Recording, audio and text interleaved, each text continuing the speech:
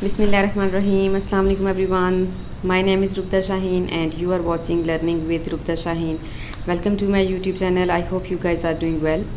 Friends, हम previous lectures में direct और indirect narration को पढ़ रहे थे और I have told you in detail what is the direct narration and what is the indirect narration. As all you know that कि direct और इनडायरेक्ट नरेशन में इसके बहुत सारे पार्ट्स होते हैं, जैसा कि इसके सिंपल सेंटेंसेस को इनडायरेक्ट नरेशन में चेंज करने का जो प्रोसेस है दैट इज़ डिफरेंट एंड जो मेथड है वो डिफरेंट होता है, और इसके इंट्रोगेटिव सेंटेंसेस को चेंज करने का जो तरीका है वो डिफरेंट होता है। उसके बाद हमने सीखा कि ऑपरेटिव सेंटेंसेस को हम कैसे चेंज करेंगे। Now we will move towards the next point that is imperative sentences. Imperative sentences क्या होते हैं? First of all we will learn the definition of imperative sentences. A sentence that express a command, request and advice or a suggestion is called an imperative sentence. imperative sentences वो होते हैं जिसमें किसी किस्म का कोई ऑर्डर दिया जाए, कोई रिक्वेस्ट की जाए या कोई सजेशन दी जाए या किसी बात से मना किया जाए, तो उनका ताल्लुक imperative sentences होता है। Here are some examples. Open the door, that is command। यहाँ पे command दी जा रही है, ऑर्डर दिया जा रहा है। प्लीज़ हेल्प मी, यहाँ पे प्लीज़ का जो वर्ड यूज़ हुआ है इससे हमें पता चलता है कि यहाँ पे रिक्वेस्ट की जा रही है। एंड क्विट स्मोकिंग, तो ये किसी को एडवाइस की जा रही है कि क्विट स्मोकिंग करना छोड़ दें। तो ऐसे सेंटेंसेस को हम इम्पेरेटिव सेंटेंसेस में ऐड करते हैं। Now we will learn about the rules to change the imperative sentences into indirect narration. So there are following rules to change the imperative sentences into indirect narration. To is used instead of that, यानी हमने पिछले lectures में सीखा था कि हम coma और inverted commas को हटा के दैट का इस्तेमाल करते हैं, लेकिन यहाँ पे हम कोमा और इन्वर्टेड कोमास को हटा के दैट का नहीं बल्कि टू का इस्तेमाल करेंगे। और इन प्रपोज्ड और सजेस्टेड सेंटेंसेस, यानी यहाँ जहाँ पे किसी को कोई सजेशन दी जा रही हो तो वहाँ पे हम दैट का इस्तेमाल कर सकते हैं। Requested words are removed in the indirect narration.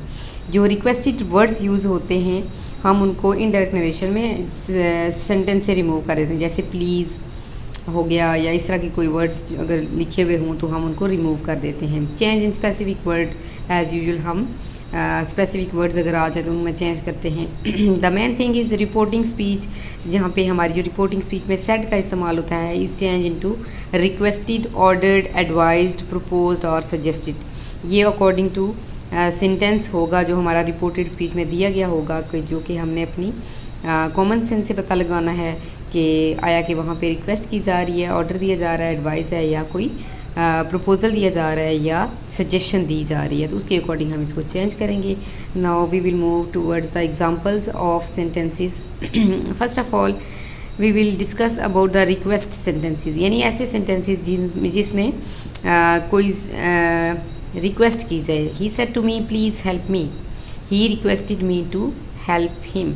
अब यहाँ पे हमने कोमा और इन्वर्टेड कोमास को हटा के टू को लगा दिया, तो रिपोर्टिंग स्पीच के अंदर जो टू था हमने उसको हटा दिया, और बाकी जो चेंजिंग थी हमने एज इट इज़ की यहाँ पे प्रोनाउंस को चेंज कर दिया। He said to her please lend me your camera, he requested her to lend him her camera.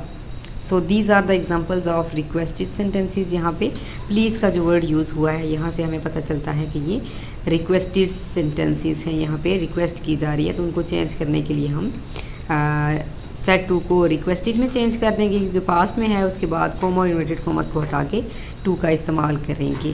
So next are the examples of order sentences, यानी ऐसे सेंटेंसेस जिनमें कोई ऑर्डर दिया जा रहा हो। He said to his servant polish my shoes. अब यहाँ पे उसको कह रहा है कि वो मेरे शूज़ को पॉलिश कर दो, तो वो ऑर्डर दे रहा है। ओबियसली अगर सर्वेंट है तो उसको जो उसका मालिक है वो ऑर्डर देता है, रिक्वेस्ट नहीं करता। This is the common sense question कि हम जब हम किसी नौकर को हुक्म देते हैं, कोई बात कहते हैं, तो वो हुक्म होता है, वो रिक्वेस्ट नहीं होता।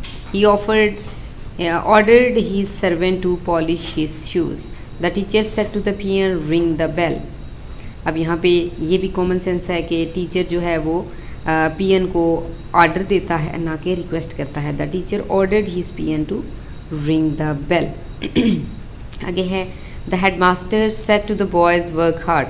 अब यहाँ पे अगर देखा जाए तो हेडमास्टर जो है वो बॉयज़ को नसीहत कर रहा है कि मेहनत करो। अब मेहनत करो ये हुक्म नहीं है, ना ही कोई रिक्वेस्ट है, तो इसको हम कैसे चेंज करेंगे? The head master advise the students to work hard. She said to me obey your elders, यानी ओबे योर एल्डर्स ये भी एडवाइस में आ जाता है कि अपने बड़ों का एहतराम करें। She advised me to obey my elders.